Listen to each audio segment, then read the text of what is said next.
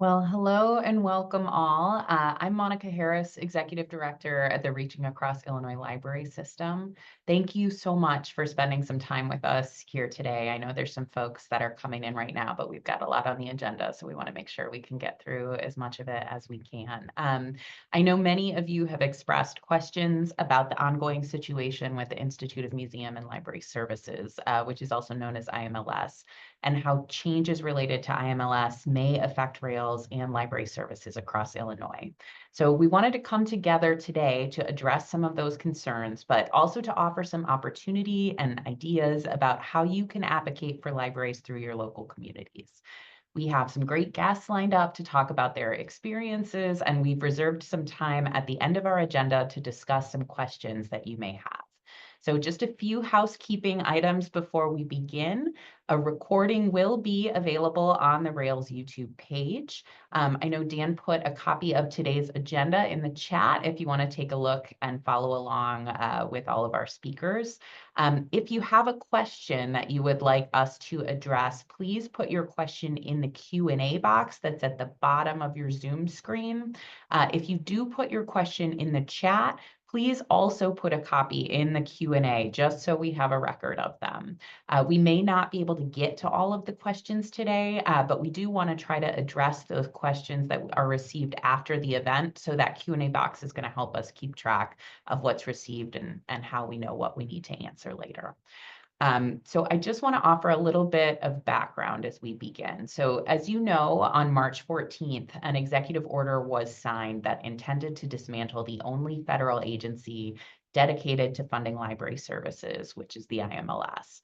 About $5.7 million was received from the IMLS in the state of Illinois in fiscal year 2025, and the funding for fiscal year 2026 has still not been received. Rails is a recipient of IMLS funding through the Illinois State Library, and that funding helps to support our delivery service. Now, as many of you know, Rails and our sister systems are funded by the Illinois State Library. The Illinois State Library has instructed us to budget at level funding for fiscal year 2026, which begins July 1st of this year.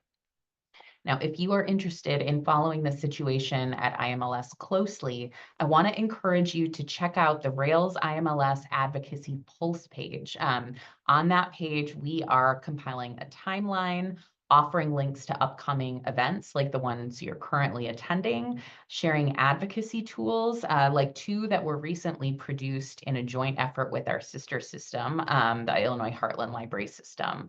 The first one is the potential impact of funding cuts for libraries. That one has a trustee focus.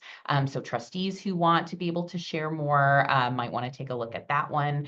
And then also, how does IMLS funding benefit Illinois residents, which focuses on impactful infographics that are easy to share with people who are just getting familiar with the situation. These handouts can be shared online or printed, and on the Pulse page, we are also sharing links to media stories that are related to IMLS and other resources from partner organizations, including ALA and ILA. And if you want to take a look at that Pulse page, Dan has put a link in the chat so you can get to it easily. Now, on April 11th, Rails, along with our partners at ISLE, CARLI, IHLS, and ILA, signed on to a joint statement in response to those changes at the IMLS.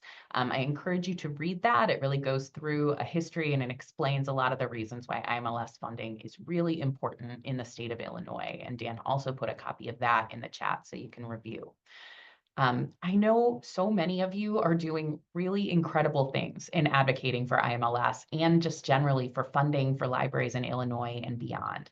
The Illinois Library Association has organized a series of meetings with federal legislators across the state over 2 weeks in April, and we really appreciate the efforts that you are making in sharing this story with these legislators. I do want to let you know that along with the importance of emailing, calling, and speaking to federal legislators, it is important that you are letting your state and local legislators and local community stakeholders understand what's at stake and how local funding models may be affected by a loss of federal funding. We have also received questions from libraries that are wondering if their own per capita grant funding is affected. Now, in conversations with the Illinois State Library, they have indicated that per capita funding and school grant funding is to remain intact and is not funded by federal dollars. Regardless, the loss of federal funding will result in a loss of services for libraries and will be especially felt by underserved and rural areas. Libraries can advocate to educate communities about their services, as well as educating about important services and models across the state. It is recommended to stay away from overtly political statements and focus on how the executive order and subsequent actions impact the services that libraries provide. If you have examples of library advocacy that you would like to share, we would love to hear about it. So please send your materials that you are creating or your stories to communications@railslibraries.org. That's communications@railslibraries.org, which can tell you more, or where you can tell us more about exactly what it is that you're doing, because we would love to hear more. But one way that libraries can advocate is just to make sure that your boards and communities understand the library systems in Illinois and the impact that they have on library services. And that is why I am very pleased to share with you our very first member-facing Rails annual report. And I'm going to share my screen for just a moment so I can show that to you all.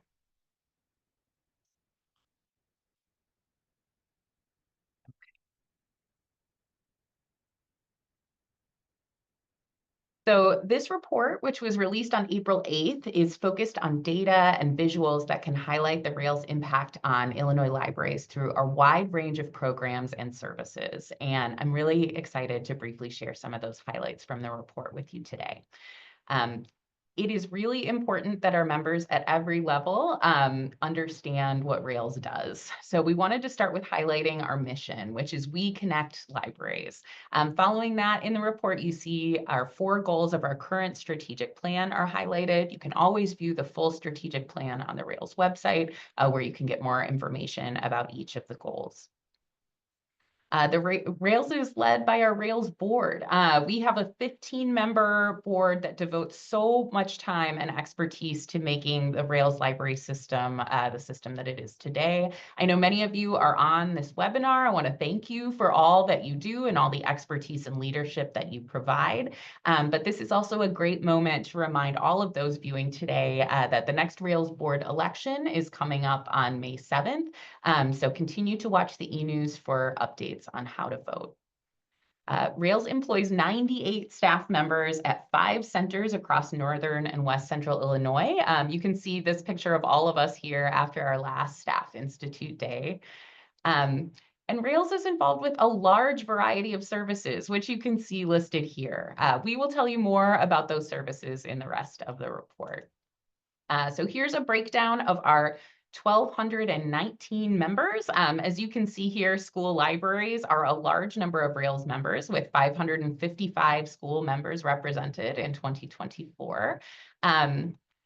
And moving to all of these new things happening in communications, did you know that Rails gave out more than $104,000 in My Library Is grants in 2024? We also launched the Can't Shelve This podcast, which is focused on the experiences of school library workers. Rails added 44 hours of continuing education webinars to our archive last year, and 6,448 registrations were received for Rails CE events. We also became a certified PDH provider for schools. I know many of you are probably familiar with the Slate Data Dashboard, which continues to be updated with up-to-date information about school libraries in Illinois. We also released Illinois Libraries Agencies of Impact, which is a really great share for those interested in learning more about the quantifiable impact of Illinois libraries. And we've also heard from a lot of those that are sharing this report with their legislators, which I think is a really great opportunity. Our deals and discounts program continues to grow with over $2.1 million in savings for libraries in 2024. Rails handles the research, purchasing, and invoicing, and your library saves money on a variety of programs. Joe is going to tell you more about our delivery service shortly. So I'll just point out that Rails delivered 7.9 million items last year, which is sort of mind-boggling when you really think about everything that goes into getting those items across our libraries and across the state. Our eRead Illinois program provides ebooks and audiobooks to over 897 participating libraries across Illinois. And if you haven't checked out our Explore More Illinois program in a while, it might be time to take another look. There are 447 participating libraries, lots of exciting new attractions, and it's 100% free for libraries and library users. Our interlibrary loan platform, Find More Illinois, is also growing with 86 participating libraries and 7.6 million items in the shared catalog. We also have a robust support system here at Rails that's working behind the scenes to deliver all of the services that you depend on. And our technology services department distributed $2.25 million in LSAP grants and $20,514 in Rails catalog membership grants in 2024. Now, here's what's coming up in 2025. We made a change to sorting all material in-house to improve processes and reduce costs.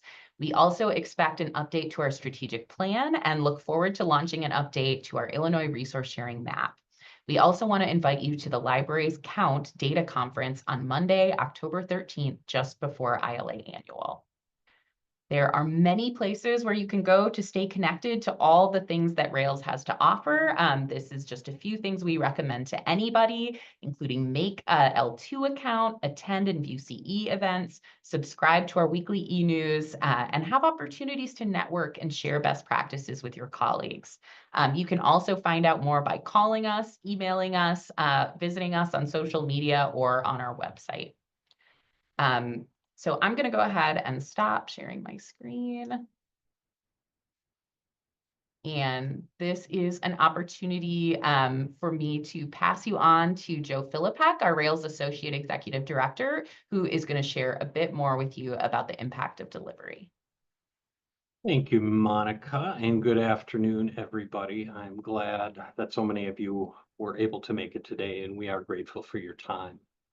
So if I were to ask each of you what Rails looks like, or what do you think of when you think of Rails, I'm guessing a healthy percentage probably are going to say something along the lines of the blue bins, or the van or the truck that visits my library every day, the delivery driver that shows up each morning. And while Rails does a lot of different things for our members, there's nothing as foundational, I would say, to our mission of connecting libraries and really to the mission of regional library systems as the support of resource sharing across the state through the delivery system that you have from Rails.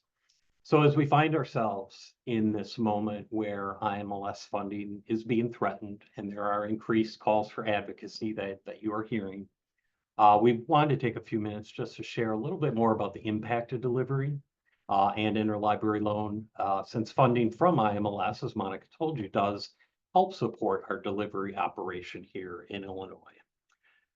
Now, with so many people in this event today, I think we're at about 150 or so, I can't assume that everybody has the same knowledge of Rails and how our delivery operation looks. So as a reminder, perhaps for some of you, you'll see here that there are 3 library systems in Illinois, reaching across the Illinois Library System, Illinois Heartland, and Chicago Public. And you'll see that the orange stars on the screen here represent our different delivery hubs. You have Rockford, you have Coal Valley, which is out in the Quad Cities area, East Peoria, and Bowling. And this is really where all that sorting activity takes place. So that the materials that you're putting in those blue bins each day get routed and delivered to their intended destination. I imagine some of you may get 1 or 2 bins a day. I'm guessing some of you get a whole lot of bins, maybe every day. But if you ever stop and ask yourself and think about how much material this actually translates to across all libraries, the numbers are significant. And I know that you saw a few of these numbers on the annual report that Monica was showing. But the numbers you see on the top line here are from our last fiscal year. And you can see we drove a whole lot of miles. We made a lot of stops at these libraries, at your libraries. libraries. And there was a whole lot in those blue bins that we processed, almost 8 million items. So when a community member or the media or a legislator asks if people are still using the library, we have plenty to show them that the answer is a resounding yes. And of course, with so many miles to cover every day, and so many items to move every day, it requires an investment of people and resources.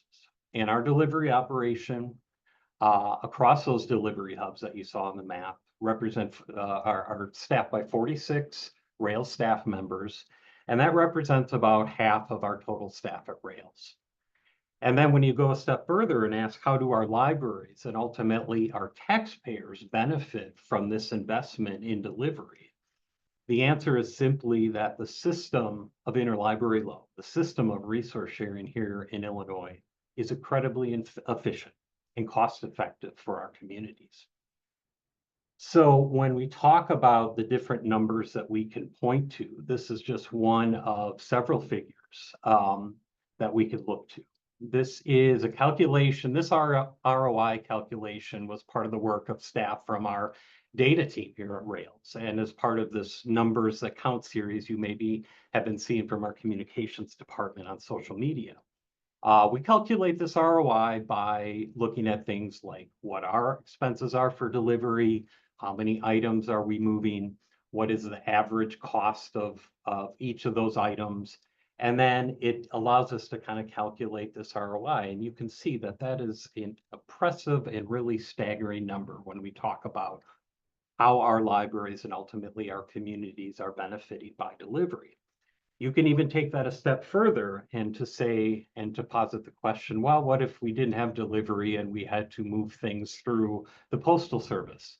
Again, if we do that calculation, think about how much we spend on delivery, how much is moving, how much would an item cost to go through the Postal Service to individual libraries. We're looking at the cost of mailing as at least conservatively 6 times the amount that we pay for delivery. So even if these numbers, like this ROI and others, only represent a half truth or even less than a half truth, this is significant money that is being saved through interlibrary loan that is made possible through delivery and resource sharing.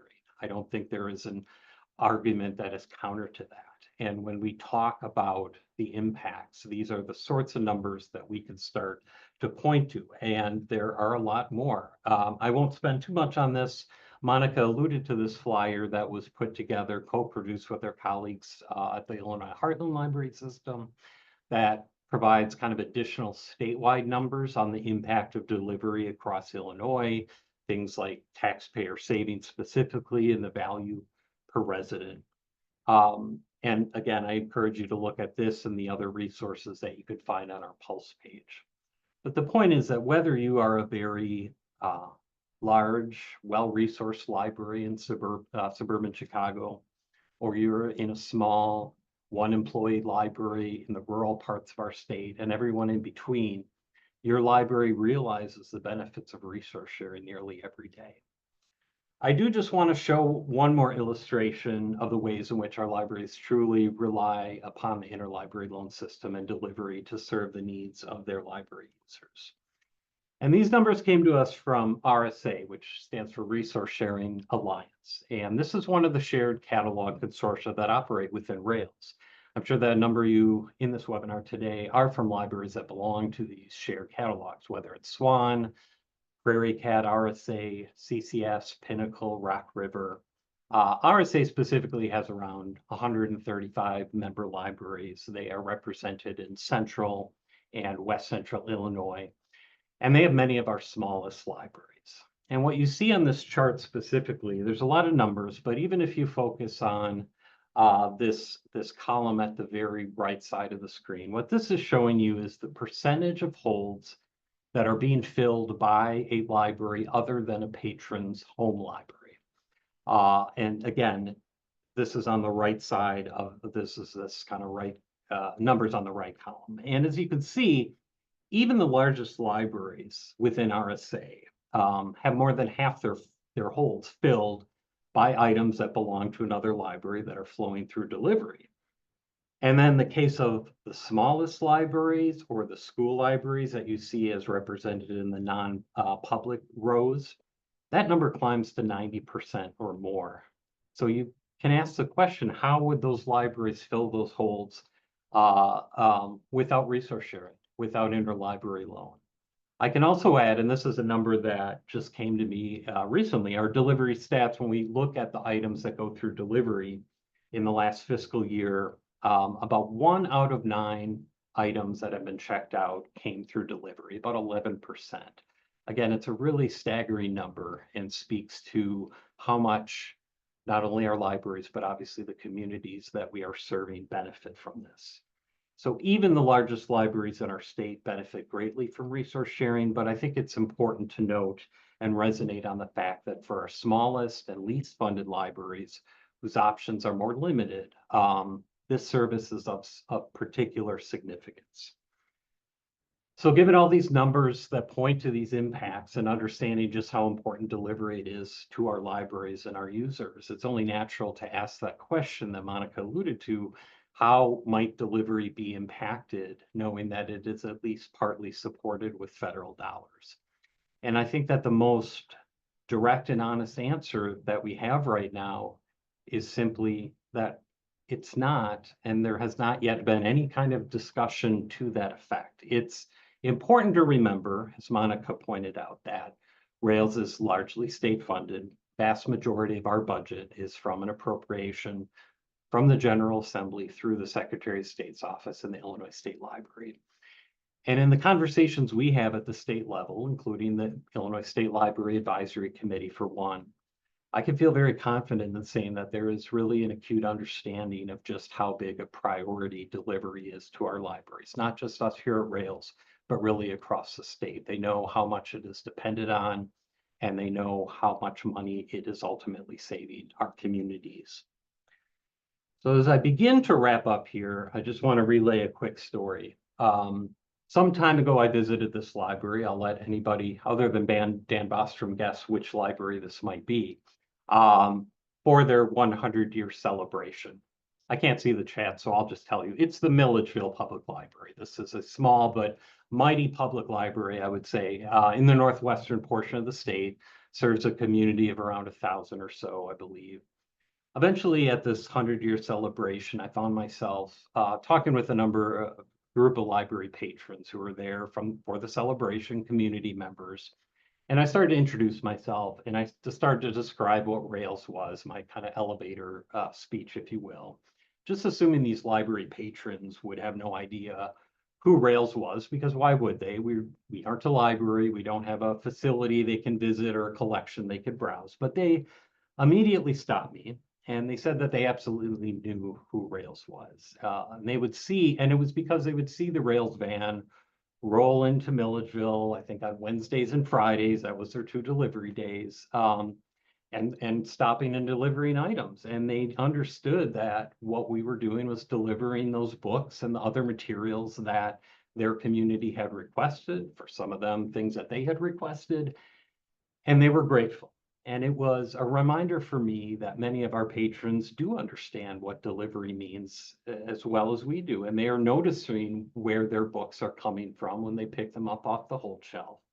And they understand that this is a service and a system that gets them the things that they want and need. So just to sum up and to bring things to a close, IMLS, I think we know, does a lot of important things. And ultimately, any cut in funding is going to have impacts on the library community. But while our individual libraries maybe don't receive funding directly from IMLS, that funding does help support statewide services that communities rely upon, and perhaps no more so than delivery. Each of these blue bins carry much more than a stack of materials. I think this group understands this. They are carrying information, they are carrying stories, inspiration, entertainment, and all these things that our communities look for from our libraries. And when we advocate for libraries and from the institutions that support institutions that support libraries like IMLS, what we're really doing is advocating for and on behalf of the people that we serve. We encourage libraries to tell their stories, and this is a story that I think we need to keep telling. So again, thank you for being here and for letting me share a little bit about delivery. I know we have some more people to hear from, so I'm going to turn it back to you, Monica. Thank you very much, Joe. It is my pleasure to introduce you to John Fisher, Executive Director at the Normal Public Library, who is going to tell you a little bit more about advocacy efforts for Normal. Thank you for joining us, John. You, Monica. I appreciate that. And I'm going to share my screen here. And thank you, Joe, for everything you just shared. I so value the point that when we advocate, we are we are advocating for our communities. And hopefully that's something that comes across when I'm advocating for Normal Public Library.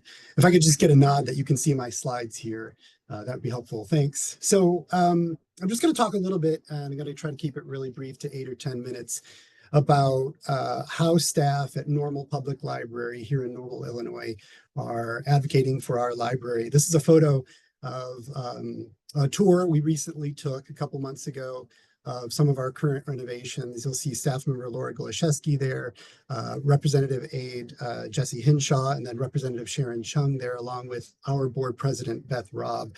A really nice opportunity to show what we're doing and talk about the issues that we're facing.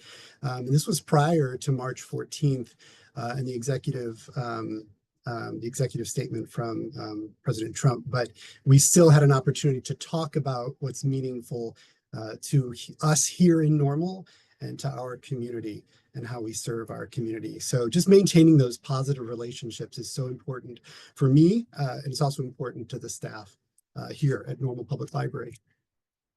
So Normal Public Library, really quickly, is situated in Normal, Illinois. We're positioned north of Bloomington and about midway between St. Louis and Chicago along Interstate 55, which places us downstate of the majority of Rails membership, if I'm correct.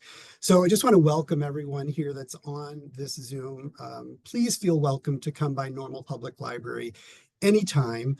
Please come in and say hi to me. You are all invited. If you come today or anytime before July, we're going to be in a very small branch building across the street of our facility, which used to be a bank, and that's how we're serving our public currently. Our staff are amazing, and I'm sure I would hear the same from all of you if you were speaking about your staff. All of our staff are service-oriented professionals, and each of us continuously seek innovative methods, different ways to engage with our community. We place a high value on partnerships and collaborations, as we believe these elements are crucial to enhancing both the quality and the scope of the services that we provide to our community. So since our primary objective is to serve our community, we feel that in doing so, we have the potential to establish and sustain a solid foundation that supports all of our advocacy efforts. And here's just a photo, a glimpse of some staff doing the amazing things they do every day. So thankful for that. So I believe it's essential for me, for us, to know our officials. And it's approach supported by much of the relevant literature you would read about public libraries and advocacy. It's critical to cultivate relationships with legislators and even council members at all levels of government, understanding their priorities and providing them with opportunities to learn about the issues that affect me, that affect us, that affect our library, that affect our community, even our facilities, our patrons, and in doing so, giving them insight into the broader concerns at regional, state, and national levels. So I think introducing yourself early is very important. Maintaining regular communication is very important and key. Consistent communication, ideally quarterly, in my opinion, allows us to provide context and to share both the successes and the needs of our community library. And of course, clarity and being concise, paramount in communication to legislators, to council members, to any stakeholder in our community. They kind of want to know the information quickly and concisely. because they don't have a lot of time, and neither do we. So it's important to articulate the specific action or support needed if there is an action or support needed, and the purpose of the communication. Why am I contacting you? Why did I call you today? Why did I invite you to this event or to this tour? Additionally, inviting legislators to the events that we have every day or special events throughout the year, offering them tours, as I've already mentioned, surprisingly effective. And despite, just a personal note, despite some of my initial reservations, elected officials have shown great interest in visiting our library, in meeting our trustees, in engaging with our staff, primarily to understand our operations and the needs of our community. So I was really amazed by that. And I really look at it, it's sort of the same way with my neighbors. You know, I want to get to know my neighbors, those to the north of me, to the south, to the east, and to the west. Get to know them, talk to them, because there's going to be a time when I will depend on them. And there may be a time that they depend on me and I want to be there. So this is a photo of Jess Ray, a former trustee of the library and a strong community advocate here in Normal, speaking to, at the time, Senator Jason Barrickman. Advocating early is crucial. Rather than waiting for a dire need, I think establishing a relationship beforehand allows us more effective communication and support when critical issues arise. Sort of what I just said. Of course, not having an established relationship will not stop me, and it shouldn't stop you. If there's a need to advocate, and there always is, I will pursue it. And I use all sorts of materials, but primarily I use some of the materials that were mentioned today. The Rails Agencies of Impact handout, the Advocacy Pulse page, the Meet-Out handouts that we receive each year from ILA, the document on federal funding for libraries in Illinois on IMLS. All of these are very useful tools in sharing what's important, data points and key points that we want to communicate often. So maybe one thing that I might do differently, although I doubt it, is seek opportunities to speak, whether through press releases, invitation to local groups like Rotary and Kiwanis, or by identifying opportunities for speaking engagements. Sharing specific, engaging stories, especially those relevant to our community library, can be very moving. And this slide just sort of lists examples of stories. If you're looking for elevator speeches, if you're looking for stories that you can just have in your back pocket, these might spark some ideas for you. But invite yourself to groups, accept invitation, listen for opportunities, bring a story, always have a story, bring a friend, engage in casual meetings. Casual meetings can just sort of fly by, but there's such an opportunity to engage. So I would really encourage folks to engage. A couple stories really quickly. The Monday after March 14th, we were having a department head meeting at the town level. So all department heads at the town of Normal. And there was a regular slot that opened up for our city manager on Wednesday morning to speak with our local NPR affiliate, WGLT. So it's a standing meeting that our city manager, Pam Reese, could not make. And I immediately raised my hand because I knew I had something to talk about. And I said, I've got something I can talk about with Charlie Schlinker on GLT. If that slot is available, I'd love to take it. And I invited a friend. I invited the Children's Discovery Museum director, Beth Wisman, to come with me because they are also losing funding from IMLS, and it's hurting them in a real way even this year. Some of their funding already spent will not be reimbursed. So I raised my hand and I said, I'd like to speak. But another example of having a relationship with media and with legislators really paid off. Charlie is someone that I speak with frequently. I contact Charlie every month to let him know about our board meeting and our packet. So having a relationship already established really helped me out there. Another opportunity that arose very shortly thereafter was on April 4th. I was contacted by WTTW, the program Chicago Tonight, to to speak with Brandis Friedman, the host of Chicago Tonight, on the following Monday. So I only had 3 days to prepare, but I said yes immediately. I immediately contacted folks at Rails. I contacted Monica and Dan. I contacted ILA. I contacted our comms department. First of all, I wanted to let them know that I was saying yes to this opportunity, but I also wanted to lean on them for support. What do you want me to talk about? What would you have me say? If these are my notes, what tips do you have for me to improve on my notes? So just some of the ideas that I'm throwing out there in terms of speaking with the media. And some really great sources on my next slide for these, but media tips that I would share that have proved useful to me. Always have your 3 points written down, know what you're going to talk about. There will be opportunities for you to go on tangents, and you want to stay on point if you can. Keep it short. It's okay to be quiet. It's okay to just let the air hang out there. Of course, avoid jargon. Practice anything you're going to speak about. We have a great comms team here that supports our library with our Town of Normal comms department. And they even offer to go through like a dry run of an interview. So if you have a good friend who can do that for you, I would recommend that. And then communicate the contact. Let everyone know that it's coming up, and then contact them after and let them know how it went. So that's really all that I have. I would love to speak more about you if you have additional questions. Here's some of my sources that I use in my contact. I hope all of this information is really helpful for you. And I'm including these sources because they're helpful for me year round, and they help me build the skills that I need. I certainly greatly appreciate the groundwork that's already laid by others in the field. And thank you to Rails for this opportunity. Monica?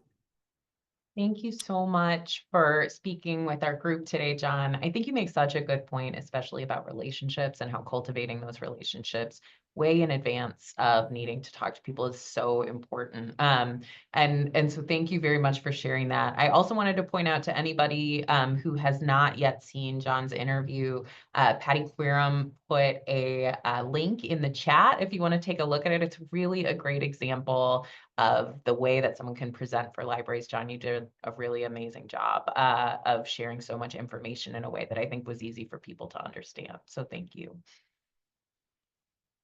All right, it is now my pleasure to introduce to you our next two speakers, both from Antioch, and that is Jennifer Drinka and Sarah Olson. Welcome to both of you. Thank you so much for having us. Feels so good to be together. I'm Jennifer. I'm the director of the Antioch Public Library District. Our population, just to give you an idea of where we are and who we are, is about 26,000 people. Our budget is $3.5 million. We have 48 staff, and we're in the far northern part of Lake County, less than 5 minutes from the Wisconsin border. So just to kind of set the stage.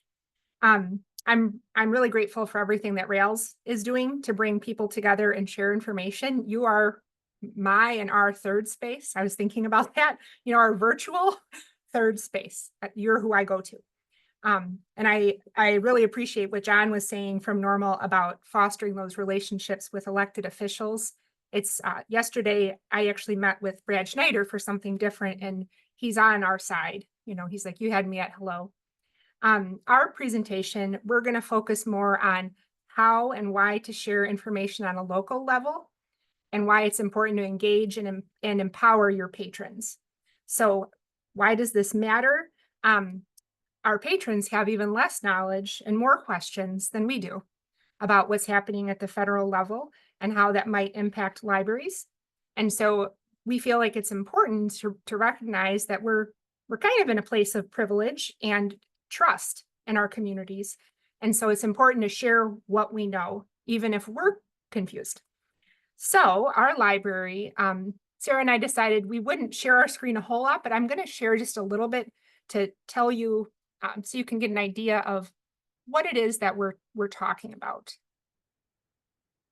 So our library, when information started coming in from all sorts of different angles about what was happening on the federal level, we tried to distill our message about the value of our library and funding into something really clear and compelling. So just a little overview of this, and later Sarah is gonna share links with a template for this. So if you want to make it your own at your library, we would love that and to see what you do with it. It was our try. So we included information about, what is our library, some highlights of what we do, how we are funded. And we really struggled with how to mention we don't get much direct funding from the federal government, but we tried to use all the different resources coming our way to highlight how we rely on those core services that are funded by IMLS, and pointed out some of the main ways, including delivery, and then to empower people so that they feel worried. What can I do to encourage them with simple ways that they can support their library? And then we shared information where they can get more information. So so that people can dig in deeper if they'd like. And then I think one really important aspect of our handout that we've used in a lot of different ways is asking people to share their story. So give people the opportunity to share their voice. So now that you've had a glimpse of it, we created this. It's like a multi-purpose advocacy tool. It's an infographic that became a social media post, that became a video, and beyond. So we're finding lots of ways to use and kind of keep using this one thing to share information in different ways. And it was a challenge, and it is a challenge to be neutral, but to know sharing information is advocacy. You don't need to say, vote this way or vote that way, but just sharing the information, people can use it, and that's powerful. It's a little scary to put yourself out there, but I feel like working in libraries, there's a lot of strength and vulnerability, and there's a lot of power in knowledge. So just to share the information is huge. So when we were thinking about how to share this information, we didn't want to just say our federal funding is at risk. We wanted to try to demystify our ever ongoing issue of trying to explain what the Antioch Public Library District is. We're not part of the village. We're not, who are we? Who is Rails? Who is ILA, ALA, IMLS? So to try to put it out there in a way that people could understand and care about.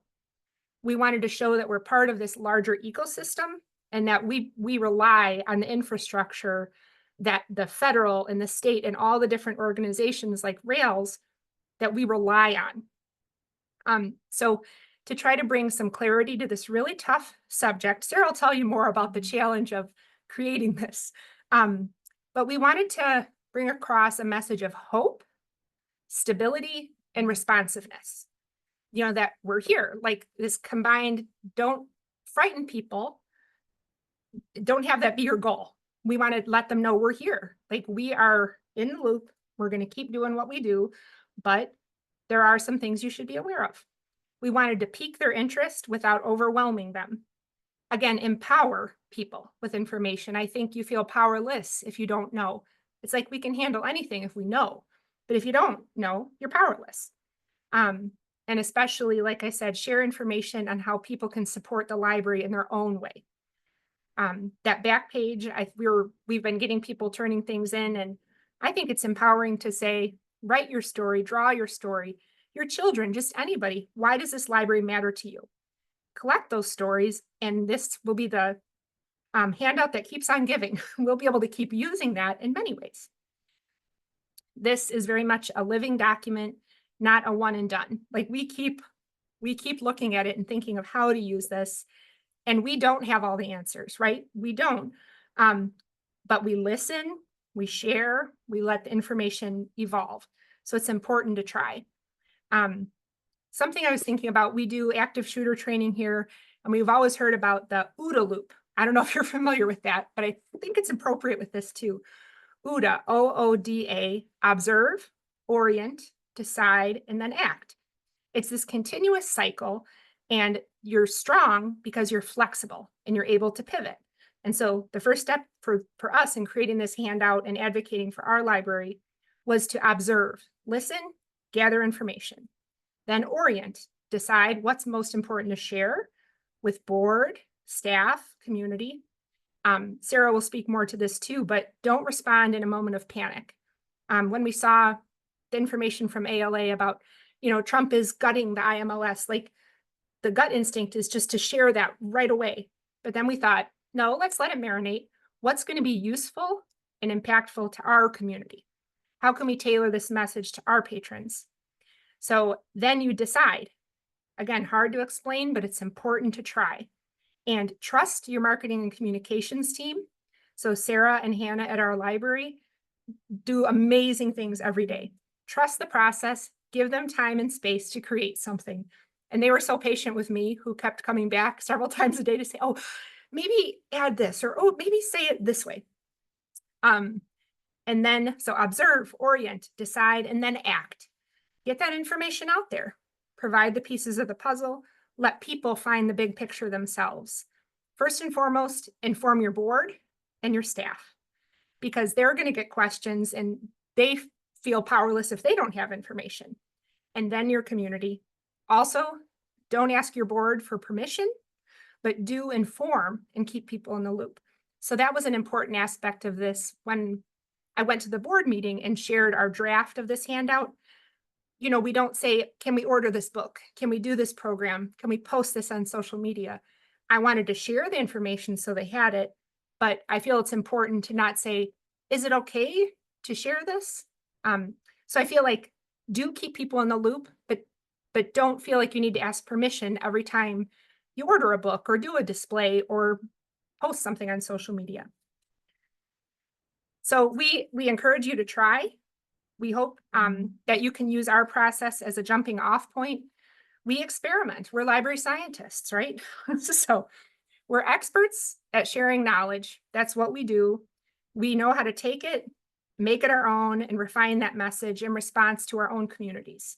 So we're excited to see what you might come up with to share with your community, so we can learn from that and take that and use that back here in Antioch. So I'm really excited to turn it over to Sarah Olson, the awesome Sarah, our head of marketing and communications. And she brings all of this to life in really powerful and creative ways. So thank you for having us. Thank you, Jennifer. That was very nice. I'm just going to briefly talk about the creation of the infographic. With all the information that was coming towards us so quickly, we knew that if we were having trouble interpreting all of the information, that others definitely would have trouble interpreting.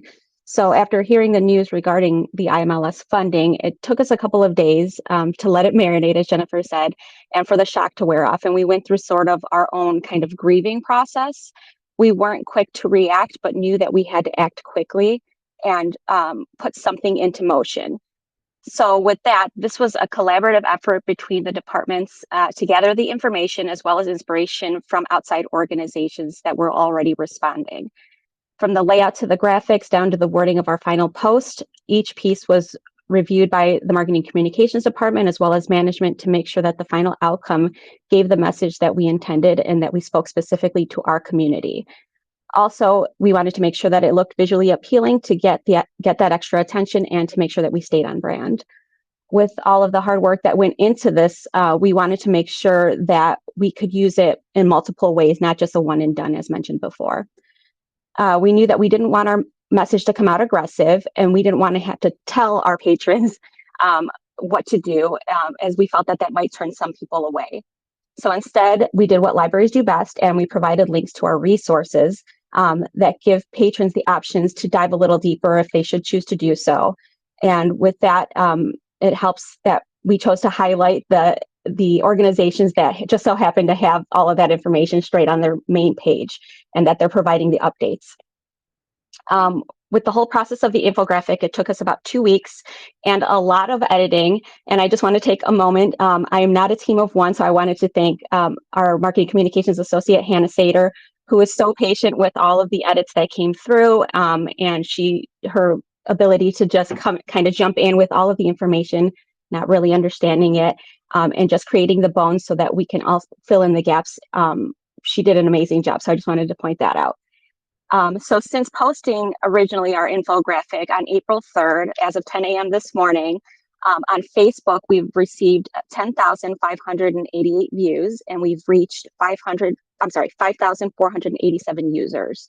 On Instagram, that same post has received 488 views and reached 333 users. We've printed approximately 100 of the infographic brochures for distribution within and outside of the library. And as Jennifer mentioned earlier, the infographic that was created was a multi-purpose advocacy tool. As a follow-up to the infographic, we created the fun video that was mentioned, and we posted it just last week.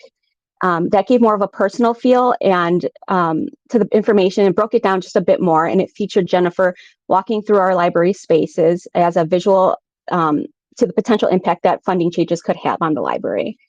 For the posting of the video, we decided to lead back to the initial infographic post, as we felt that by doing so, it would encourage the social media platforms to push it out a little bit more with their algorithm, as leading them to an outside source might not encourage them to do so. So since posting that video on April 18th, we've reached on Facebook 2,335 viewers, and we've reached 750 users. And then on Instagram, we've received 484 views, reaching 349 users. So overall, between both projects and both platforms, we've had 13,895 views, and we've reached 6,919 users, not including those that were reaching in person and in the library and at outreach events.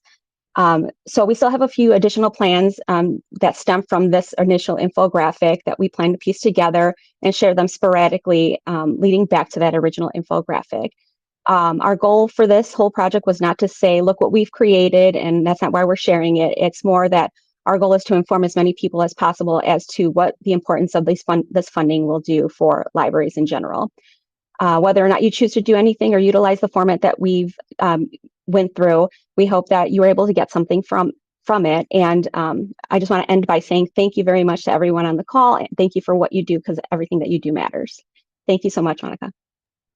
Thank you, Sarah. And thank you, Jennifer. I think you both did such a good job of tying in kind of your why and why you created this and the pieces that came along with it, along with some of the kind of nuts and bolts of your marketing approach.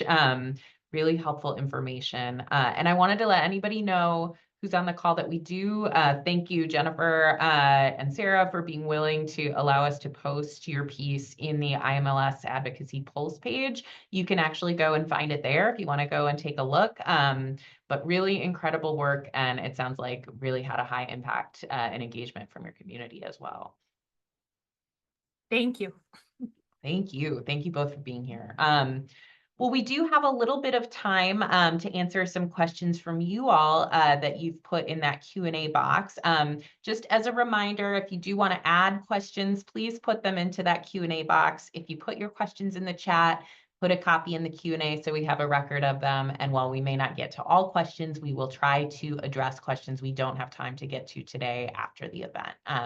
So Dan's going to ask some of the questions that we've received. Yeah, and we're going to start with ones that we got pre-submitted. So I appreciate everybody that used the form to pre-submit questions. And I think this is a really important one, and I'm going to lump it in here with one of the questions that was in the Q&A box. So the question was originally, will the Illinois Library Delivery Service be impacted? If so, how? And then there's a couple that I've seen some other questions. For example, Rebecca asked, what percentage of funding for delivery is provided by IMLS? And will we see any changes in delivery for the time being? So, Monica, I think I gave you a lot there, but I'm confident you can handle it. Yeah, so we'll just start out with impact. So as many of you heard at the beginning of this call, we have been informed by the Illinois State Library that we should plan to budget level funding for next year. So that's for the year that begins July 1st and goes through June 30th. So level funding means that there's not a change in service at this point. If the Illinois State Library funds us at the same level, we will continue to provide all of our services at the same level of which you have received them. But in terms of the question about the funding model and where that funding comes from, so $2.5 million of the IMLS grant that the Illinois State Library receives does go directly to delivery services. And it costs about $6.5 million total to do delivery across the whole state. So that includes the delivery programs of the Illinois Heartland Library System. So you can see $2.5 million of $6.5 million is not the entire amount, but it is a significant amount that was going towards that funding. So without that, as well as the other pieces that go into the $5.7 million, the Illinois State Library will have to make decisions about other programs, perhaps, that they are not funding at the same levels if they don't receive that funding. Did I miss any part of that question, Dan? No, I think that's great. I think that's great. The next question that we had that came in from that was pre-submitted was, and I think this is a great one.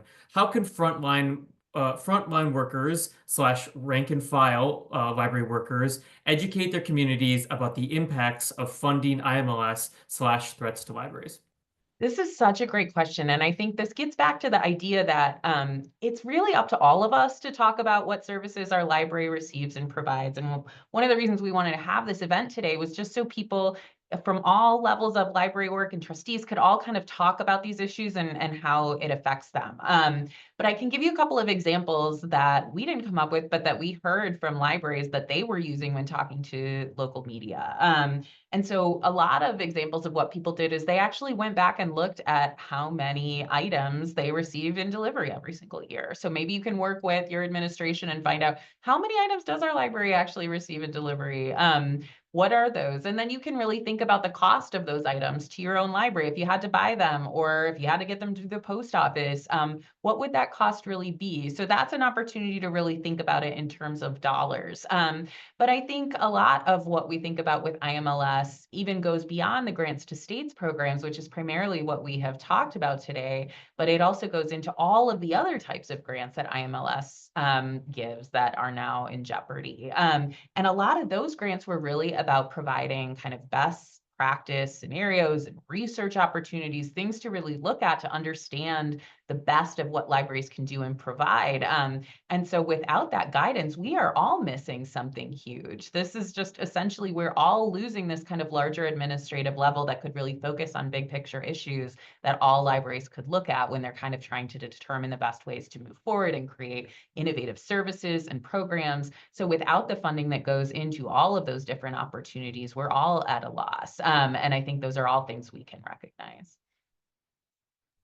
Yeah, great. Thank you, Monica. Maybe one more. Maybe we can get to two if it's quick. But this is a good one. How would the dismantling of the Department of Education affect school libraries? Yeah, I think this is a really good question and one that sort of remains a bit unknown, but schools are going to be seeing huge financial implications because of the changes that are happening at the federal level also, which means each individual school district and regional office of education are going to have to make really tough decisions about the services that they offer. We know from the SLATE project and our communication with ISLE and our school library workers that are within Rails that there are already huge challenges to keeping libraries maintained, keeping certified school librarians in libraries. And so I imagine that this puts additional pressures on those school libraries and on those schools to keep certified school librarians in their buildings. So I do think it will have an impact, but it's hard to say at this point exactly what that impact will be. Awesome. Okay, one more, and I'm gonna lump two together here. Amanda asks, this might be out of your purview, but do you know if IMLS cuts would affect the new state library database package? And then Stacy also asks, what are potential impacts on digital resources? So Stacy, I'm going to assume part of your question is directed with Amanda's. So I'm hoping you could take those together, Monica. Yeah, so the Illinois State Library has a group called ISLAC. It's the Illinois State Libraries Advisory Committee. It's essentially a group of people from all across the state who do meet with the state library every other month. And there have been some discussions with the state library as they realized that some of these impacts were coming. So some of those discussions did touch on the database program. The Illinois State Library in those discussions did mention that they intend to keep the database program coming, that that's a priority that's been listed for them. So we're hoping that that does not impact those programs based on those conversations. In terms of other digital resources, I do think that there are other digital resources that the state library funds that we're going to have to watch and see where those go. Some of those might include some of the OCLC funding that is listed in Secretary Janulius's letter about all the impacts that happen from IMLS. Those are some that potentially have to be taken under account. I also know at Rails and at Heartland, we have received grants from time to time to supplement our ebook collections like eRead Illinois that have allowed us to provide more ebooks, more audiobooks to our libraries. You know, I don't know what the future looks like in terms of the types of funding they've been able to give us to make those programs more robust. And there may be other implications that we just don't know yet. I think that's it. Monica, I see one more in there, Celeste. I'll try to get to you offline, but it's just to let people go in the amount of time. I think we should probably wrap up here. Thank you. Well, I do want to just take a moment to thank all of you for taking the time to join us today. Special thanks to Joe Philippak for his report on delivery, and to John, Jennifer, and Sarah for their excellent examples of library advocacy in action. Don't forget that if you have examples of library advocacy that you would like to share with us here at Rails, we would love to hear about it. You can send your materials to communications@railslibraries.org. We would also like to invite you to join us at our next regularly scheduled Rails member update on Wednesday, May 14th at 3 p.m. Finally, I just want to take a moment to say that I know that it is a tough time out there for so many right now. And at Rails, we are very grateful for the way that you are showing up for your communities every single day. You have something to be proud of and an amazing network of library workers and support organizations here in Illinois to lean on. So I just want to leave you with this. Please connect with each other, share ideas, give encouragement to your own teams, but also to your colleagues across libraries in Illinois. And do not be afraid to tell your communities about the incredible, impactful, efficient work that you are doing. If you don't tell them, they won't know. We are all so much stronger together, and we're going to get through this doing what we all do best. So thank you so much for your time today, and please enjoy the rest of your day, everybody. Bye, y'all.